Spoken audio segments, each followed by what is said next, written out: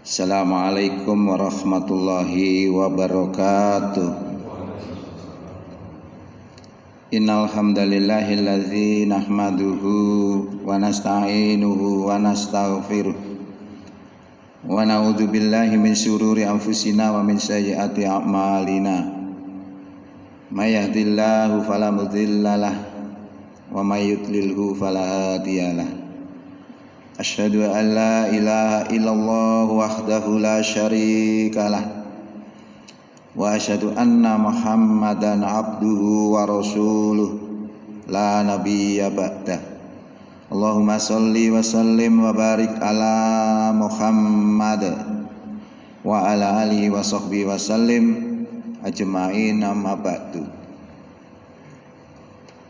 Hadirin jamaah Masjid Mujahidin rahimakumullah, syukur alhamdulillah di pagi ini kita bisa hadir untuk sholat subuh berjamaah yang dilanjutkan dengan kajian al-Islam. Mudah-mudahan kehadiran kita di pagi ini diterima sebagai amal soleh di sisi Allah Subhanahu wa taala. Berdasarkan permintaan dari Tamir sini mengendaki supaya kita menyampaikan materi yang terkait dengan pemilu, yang judulnya kurang lebih saya sedikit lupa, adalah dampak yang ditimbulkan apabila memilih pimpinan tidak sesuai dengan apa yang Allah tunjukkan. Jadi ini penting bagi kita, karena selama ini kita rata-rata umat Islam itu memahami Islam itu hanya 5 segi: syahadat, sholat, zakat, puasa, haji. Selesai. Di luar itu sudah bukan Islam. Nah, ini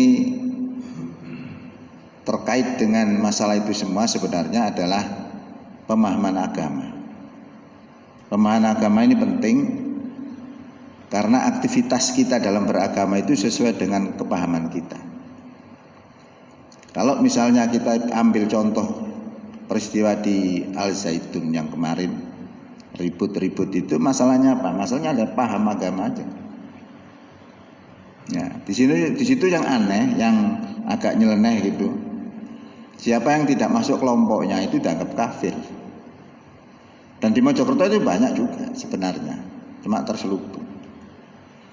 Kalau sudah dianggap kafir, maka hartanya menjadi halal, boleh diambil paksa. Ini dari sebuah paham. Nah, tapi kalau kita bantah, dia pun juga akan membantah. Karena apa? Karena yang dilakukan itu dia merasa tidak salah, karena dia mengacu sebuah ayat juga. Mengambil harta itu mengacu sebuah ayat dalam Quran surat Al-Hasr ayat 6 yang intinya apa? Harta-harta yang berada di orang kafir itu termasuk harta fai'. Harta fai' itu diperoleh tanpa peperangan. Lah dia menganggap itu, maka dia mengambilnya tidak segan, amal soleh itu. Nah ini kan bahaya, paham-paham seperti ini. Nah di sini saya hanya mengomentari bahwa dia tidak bisa membedakan orang kafir. Orang kafir itu kan ada dua macam. Ada orang kafir harbi. Orang kafir harbi itu adalah orang kafir yang boleh diperangi. Karena apa? Karena mereka memerangi umat Islam, mengganggu umat Islam. Nah sebenarnya saat itulah turunnya ayat-ayat radikal itu di situ. Ayat-ayat radikal itu turunnya karena solusi, sebagai jawaban atas aksi gitu. Nah kalau orang-orang kafir yang dua adalah zimmi. Kafir zimmi itu adalah kafir yang pasif, kafir yang tidak mengganggu umat Islam. Haknya ini sama dengan orang-orang yang beriman. Ya. Nah dasar yang digunakan adalah Quran juga. Quran surat Mumtahanah ayat 8 kurang lebih. La yanhakumullahu anil ladzina lam yuqatilukum fid dini wa lam yukhrijukum min diyarihim. Allah tidak melarang kamu, ayat tadi ya. Allah tidak melarang kamu untuk berbuat baik dan berlaku adil kepada orang kafir yang tidak memerangi kamu karena agama dan tidak mengusir kamu dari kampung halaman. Sesungguhnya Allah cinta kepada orang yang berbuat adil. Nah, ini dasarnya. Ini toleransi Islam terbesar untuk kepada orang-orang yang non muslim, boleh berbuat baik selama mereka pasif, selama mereka tidak mengganggu. Tetapi ketika mereka mengganggu, dibolehkan. Nah, ini makanya terkait dengan pemilihan itu juga adalah sebuah paham. Kalau orang itu memahami Islam itu hanya 5 sisi saja, maka persoalan-persoalan seperti itu dianggap bukan dunia, bukan agama, tapi masuk kategori dunia.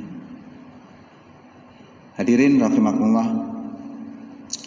Untuk itu kita mencoba untuk melihat bagaimana sih memahami Islam itu.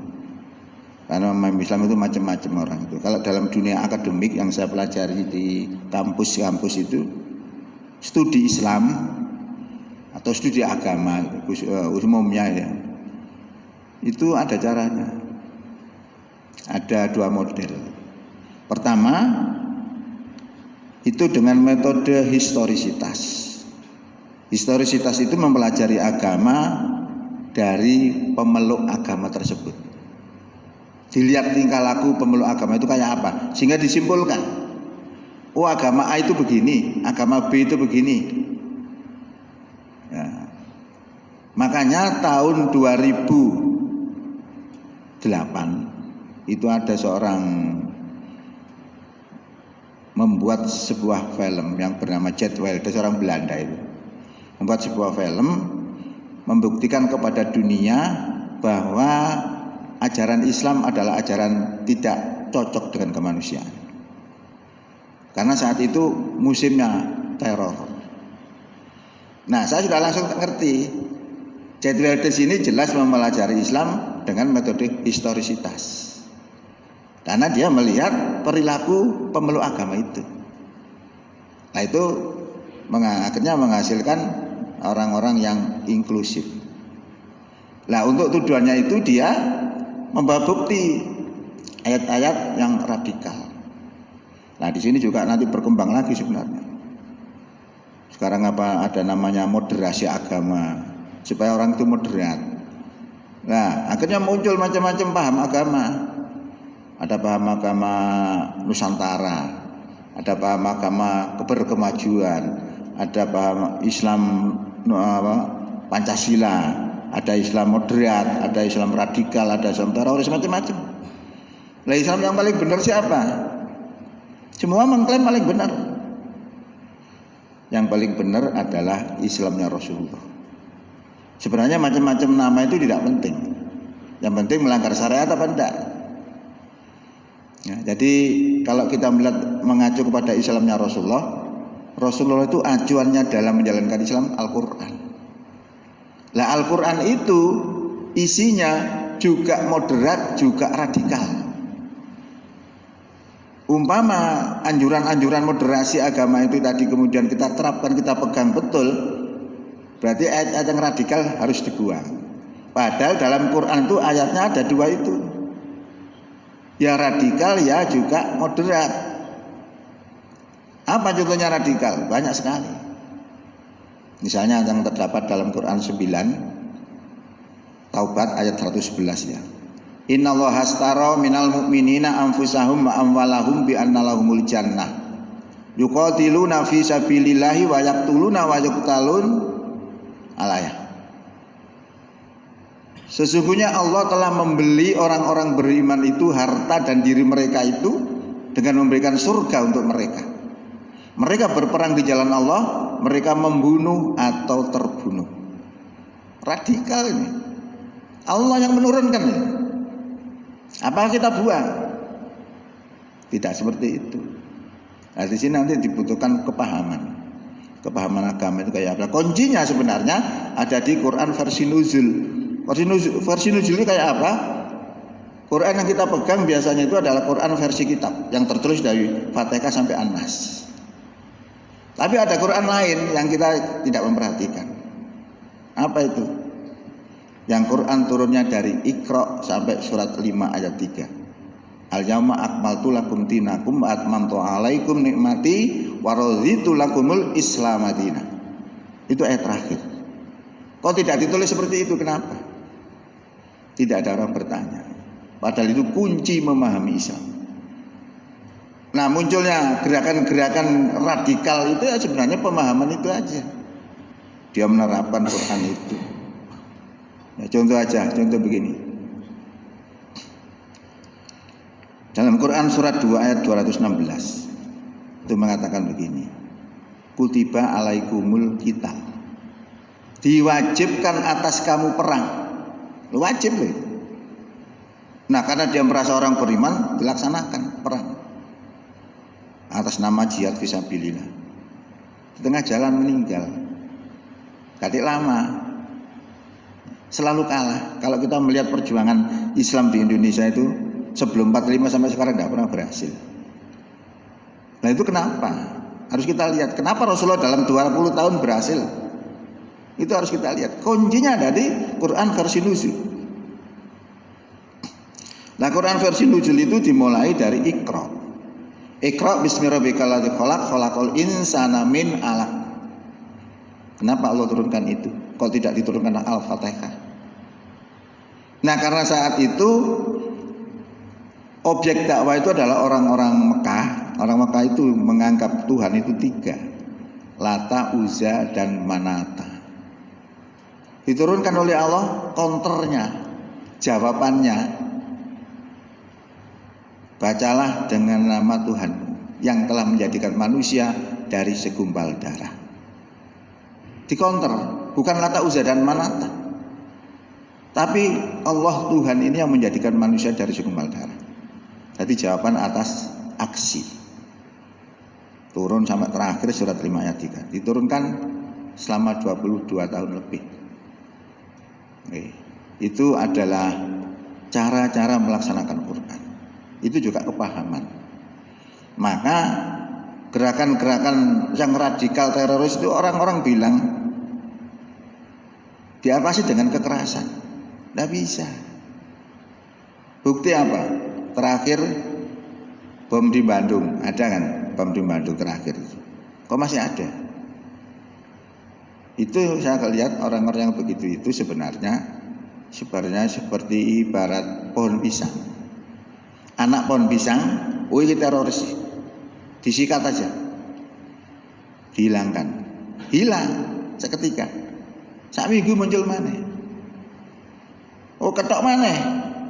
Sak minggu muncul mana? Kenapa muncul terus pohon pisang itu? Karena akarnya masih ada, ideologinya masih ada.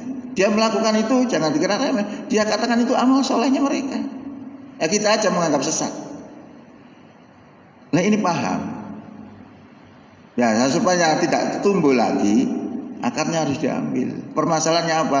Kepahaman. Kalau kita bisa mengalahkan kepahamannya, itu selesai sebenarnya.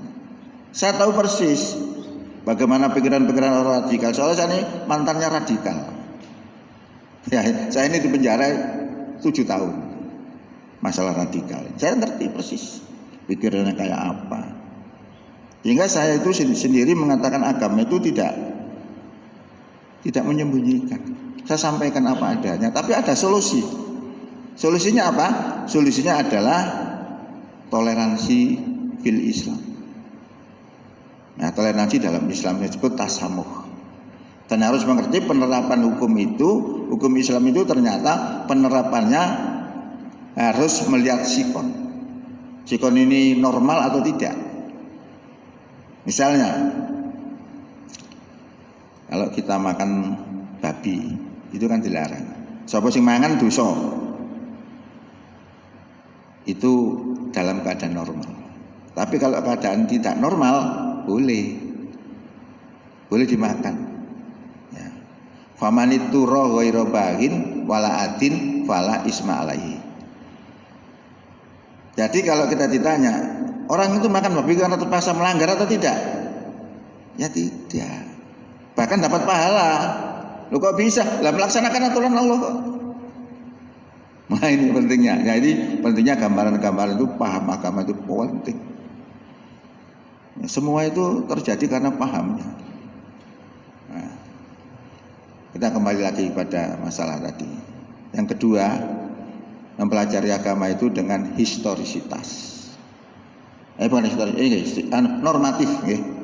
Normatif. Normatif itu mempelajari agama dari sumber teks aslinya agama tersebut. Kalau kita kepingin belajar agama Nasrani, ya belajar dari kitabnya, jangan dari orangnya. Kalau kita belajar dari orangnya, maka kita akan menghasilkan atau dengan metode sistem historisitas tadi tidak bisa konflik. Tapi kalau dengan metode normatif dari sumber teks aslinya akan mendapatkan pelajaran yang objektif. Nah, Islam itu ajaran atau sumber teks aslinya adalah Quran dan Sunnah. Nah, ini juga mengacu kepada sabda Nabi, taraktu fikum amroini ma in tamassaktum bihima lan tadillu abada kitaballahi wa sunnata rasulillah. Aku tinggalkan kepada kamu dua perkara. Jika kamu berpegang pada keduanya, lan tadillu abada. Lan itu lam sama nun, itu beda dengan la biasa. Lan itu menekankan sekali-kali tidak akan. Sekali-kali kamu tidak akan tersesat selama-lamanya, yaitu Quran dan As-Sunnah.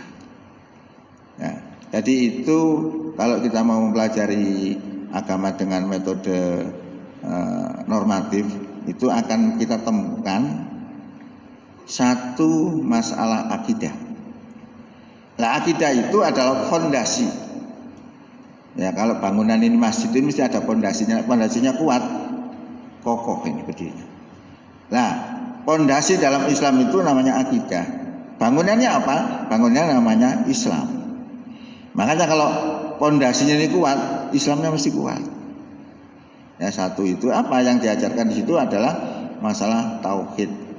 Bertuhan itu harus tauhid, jangan tidak tauhid. Kalau tidak tauhid lawannya apa? Itu namanya musyrik. Allah itu paling benci kepada orang yang musyrik. Bahkan di dalam Quran surat 4 ayat 48, Allah tidak akan mengampuni dosa syirik. Dan dia mengampuni dosa selain syirik 5 yasak kepada siapa yang Allah kehendaki.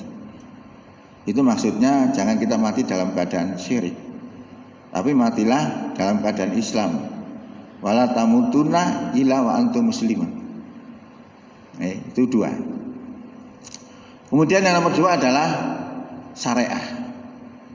Syariah itu terdiri dari 2, ada hablum minallah, hubungan manusia dengan Allah.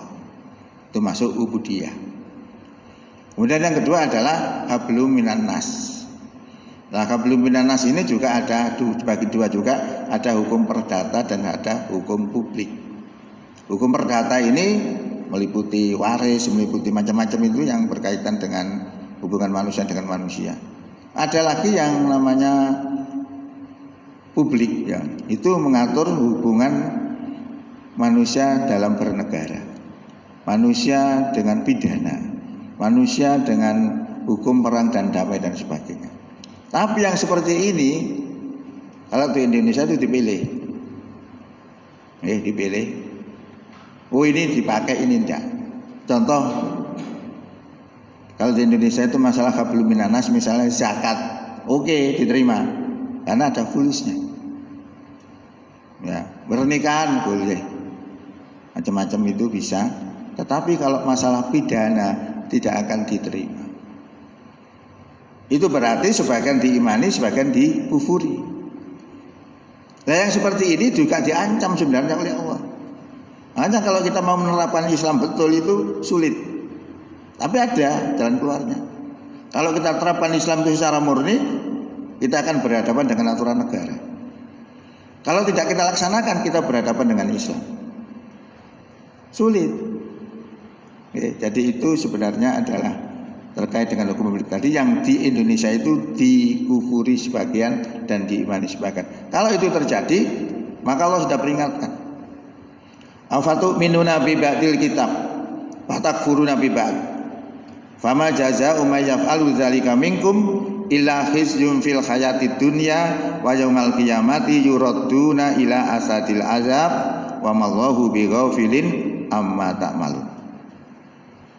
Apakah kamu beriman kepada sebagian kitab dan kafir kepada sebagian lainnya? Tidak ada balasan bagi orang yang berbuat demikian di antara kamu kecuali kehinaan di dunia, dan pada hari kiamat kamu akan dikembalikan kepada seberat-beratnya siksa, dan Allah tidak lupa terhadap apa yang kamu kerjakan. Tidak boleh, ini merupakan prinsip beragama. Standar kita beragama itu begitu, tidak boleh pilih-pilih ayat, harus terima semuanya. Karena apa? Karena Allah sudah mengatakan, ya, ucapan orang beriman itu apabila diseru kepada aturan Allah dan kepada aturan Rasul untuk menghukumi antara mereka itu, jawabannya adalah sendiko dawuh, tidak ngenyang, tapi adalah sami'na wa ata'na. Kami dengar dan kami taat. Itu prinsip orang beriman, ya. Nah, itu kondisi kita. Nah, kemudian yang nomor 3 adalah dari pelajaran normatif tadi, akhlak. Bagaimana akhlak kita kepada Allah, bagaimana akhlak kita kepada Rasul, kepada orang tua, kepada tetangga, kepada muslim, kepada non muslim, kepada flora dan fauna, semua diatur. Itu baru Islam objektif. Nah, terkait dengan hukum publik tadi yang ada kaitannya dengan masalah memilih pemimpin, itu ada. Ya, kalau dalam Quran itu ada hukum-hukumnya, maka itu termasuk agama. Nah, dalam Quran disebutkan, ya ayyuhalladzina amanu, wahai orang beriman, la tatakhidul kafirina auliya min dunil mu'minin. Hai orang yang beriman, jangan kamu jadikan orang kafir sebagai pemimpin selain daripada orang beriman. Jadi artinya yang tersirat di situ, pilih orang beriman, ojo milih orang kafir. Wa may yaf'al dzalika, barang siapa berbuat demikian, falaisa minallahi fi syai', maka tidak akan mendapatkan pertolongan Allah sedikit pun, illa kecuali karena siasat takut kepada mereka. Wa yukhadirukumullahu nafsahu wa ilallahil masir. Allah memperingatkan kepada diri siksanya, dan kepada Allah lah tempat kembali. Apa efek yang ditimbulkan? Kalau kita tidak memilih orang beriman, lepas, Allah tidak akan memberikan pertolongannya. Ini dampak yang ditimbulkan. Lah, orang beriman itu kayak apa? Sulit kita bedakan. Mereka juga sholat, juga puasa. Tapi masalah amanah saya nggak ngerti. Karena kalau itu sudah jatuhnya pada lain, bisa jatuh pada kemunafikan juga. Ya. Orang beriman itu, kalau menurut Rasulullah, al-aminu billah, iman kepada Allah itu iqraru bilisan, diucapkan dengan lisannya, asyhadu alla ilaha illallah, kemudian dibenarkan dengan hatinya. Antara mulut dan hati harus sinkron. Apa ada mulut dan hati tidak sinkron? Ya bisa, Pak, banyak juga. Kalau kita menangkap pencuri, biasanya dicuri apa? Nggak ngaku ya. Kamu mencuri apa aja? Mencuri uang, dia bilang bukan uang. Mulutnya mbak hatinya nggak sama. Tapi iman itu mulut dan hatinya harus sama. Lalu dibuktikan dengan perbuatan. Wa amalu bil arkan. Dari 3 item ini iman. Kurang 1 saja, belum dikatakan iman. Panjangan tahu Quran surat 2 ayat 8 mengatakan begini. Wa minan nasi may yaqulu amanna billahi wa bil yaumil akhir wa ma hum bimu'minin. Di antara manusia ada yang mengatakan kami beriman kepada Allah dan beriman kepada hari kiamat. Allah menjawab, wa ma hum bimu'minin. Padahal mereka tidak beriman. Kenapa Allah katakan tidak beriman? Ya hanya akun-akun saja. Maka kalau orang itu beriman tidak akan benci kepada Islam, tidak akan. Kalau disedori dengan syariat Islam, oke. Karena ini sudah dikatakan kalau diseru kepada aturan Allah dan aturan Rasul, ucapannya adalah sami'na wa ata'na. Itu jadi orang beriman itu begitu. Itu yang harus dipilih. Kalau orang-orang itu ngaku iman tapi gak seneng sama Islam, jangan dipilih. Dosa tambah. Ya, panjenengan lihat orang itu bagaimana setiap harinya, bagaimana dia pembelaan kepada Islam, bagaimana cintanya kepada Islam. Itu baru tolak ukur paling gampang itu ya. Jadi gak item itu. Jadi siapa tidak memilih orang beriman, maka Allah lepas memberikan pertolongan. Bahkan kalau kita memilih orang Yahudi, kita akan sama dengan mereka. Ya ayyuhalladzina amanu la tattakhidul yahuda wan nasara auliya. Wahai orang beriman, jangan kamu jadikan Yahudi dan Nasrani sebagai pemimpin. Ba'duhum auliya ubad. Sebagian mereka itu pemimpin pada sebagian lainnya. Wa may yatawallahum minkum. Barang siapa yang condong kepada Yahudi Nasrani di antara kamu, fa innahu minhum. Maka sesungguhnya orang yang condong kepada Yahudi Nasrani tadi minhum, bagian daripada Yahudi dan Nasrani. Itu ancaman-ancaman Allah. Makanya agama kita tuh hebat, ngurus sembarang kalir. Pemilu aja lo ada. Nah, luar biasa ini ya. Jadi saya itu juga bangga dengan Islam. Ternyata aturannya itu komplit semua. Pokok-pokok gitu ada. Lah orang lain menganggap itu bukan agama, maka daya tarik mereka kepada memilih orang beriman itu tidak ada. Sehingga orang begitu gak disuap gampang. Nah ini pemikiran-pemikiran kita umat Islam itu ke tahun depan ini harus sukses.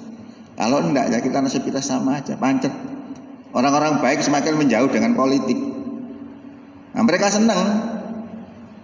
Kalau yang pejabat-pejabat itu bukan orang-orang beriman, sudahlah kebijakannya mesti jelek. Contoh zamannya SBY dulu ya, ada namanya menteri bernama Mas Piamboi. Mas Piamboi itu seorang menteri kesehatan. Dihadapkan dengan persoalan apa? Persoalan itu banyak remaja-remaja itu hamil.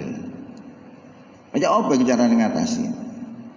Akhirnya dibuat suatu keputusan boleh melakukan hubungan seks, pokoknya pakai kondom supaya tidak hamil. Nah, akhirnya dengan keputusan itu pada malam harinya, banyak di alun-alun itu pagi-pagi dilihat banyak kondom-kondom.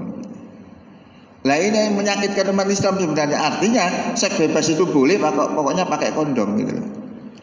Nah karena memberi kebijakan itu orang tidak mengacu pada agama.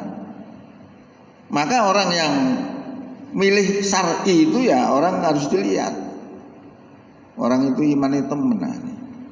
Itu insya Allah kita meringan di hadapan Allah nanti. Apa kan biar kok milih iko? Ada alasannya. Itu penting bagi kita. Nah, maka ini tadi adalah menunjukkan bahwa agama itu cakupannya tidak sekedar syahadat, salat, zakat, puasa, haji, termasuk pemilu itu ada. Yang khususnya memilih pemimpin ya, cuma bentuknya aja macam-macam. Makanya orang-orang itu juga ada yang mengatakan Islam itu harus begini, harus begini. Sebenarnya Rasul sendiri tidak menetapkan bentuknya kayak apa. Yang ada dalam Quran itu adalah menggunakan hukum Islam.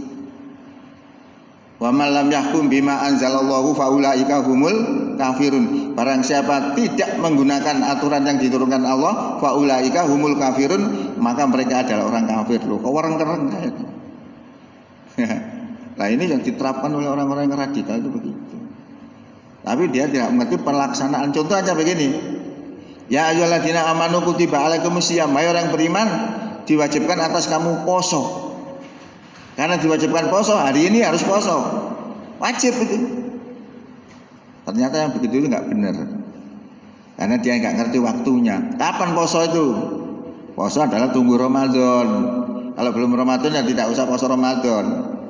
Kecuali orang nyaur. Nah sama dengan tadi.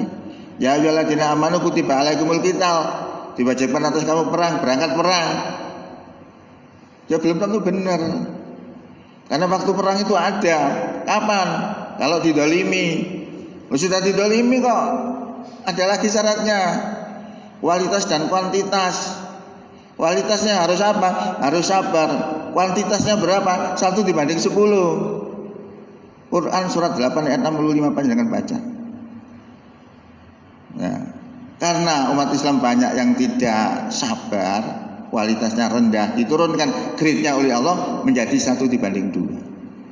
Maka jangan heran orang-orang yang mengatasnamakan jihad fisabilillah kok selalu kalah, karena tidak melihat faktor ini, faktor kualitas dan kuantitas ini. Wong 1000 ngelawan 600.000 kalah, berarti 1:600. Padahal idealnya itu 1:10. Nek rendah 1:2. Makanya perangnya Rasulullah itu pertama adalah perang Badar, itu di Madinah. Jumlahnya orang beriman itu 300 ponjolidik gitu. Perang lawan 1000, menang kaum muslimin. 1 banding berapa ya? 1:3. Belum 1:10 yang menang kok, malah 1:3. Lah orang-orang yang mengadakan kekerasan itu tidak melihat itu, makanya bolak-balik kalah ini. Lah kalau belum sampai ya sampai hari kiamat ya tidak ada masalah, tidak usah dilakukan. Lah apa yang harus dilakukan? Kalau Rasulullah perjuangannya dimulai dengan Iqra, kita dari apa? Itu jawaban pertanyaan yang harus dijawab. Ketika kita nggak bisa jawab, ya itu yang terjadi. Sehingga kalau kita sudah mengerti seperti itu, kita hidup di Belanda bisa, di Indonesia bisa, di Arab Saudi apalagi, di negara Soviet bisa. Karena ngerti apa yang harus dilakukan dalam kondisi darurat. Maka penerapan hukum itu harus dilihat ini darurat atau tidak. Seperti COVID kemarin, saya kalau ke masjid itu macam-macam, ono sing benggang, ono sing rapet. Saya tidak pernah komentar, karena saya ngerti permasalahannya. Sing benggang dibadani, ojo ngono, itu nurti madhab WHO. Sing bener itu rapet. Nah dia sendiri juga nggak ngerti. Penerapan hukum itu tergantung situasi. Kalau memang COVID kemarin adalah menular, maka benggang itu wajib. Kalau COVID kemarin itu ada rekayasa, terus nggak perlu benggang. Nah itu kan masih tanda tanya semua gitu. Nah itu adalah pemahaman keislaman kita, supaya kita ke depan itu lebih paham tentang sesuatu, sehingga kita bisa menempatkan diri kita harus berbuat apa. Yang penting adalah tahun 2024 ini pemilu jangan salah pilih. Umat Islam yang baik-baik wajib merebut itu supaya bisa memberikan kebijakan. Kebijakan itu kalau yang memberikan kebijakan bukan orang beriman, ya pasti putusannya tidak memihak kepada Islam. Itu yang terjadi. Jadi itu yang kami sampaikan, mudah-mudahan bisa memberikan pencerahan kepada kita, memberikan wawasan kepada kita, dan mudah-mudahan bisa merubah pandangan kita untuk berjuang di dalam Islam itu lebih benar lagi. Sekian, mudah-mudahan manfaat. Bila taufiq wal hidayah. Assalamualaikum warahmatullahi wabarakatuh.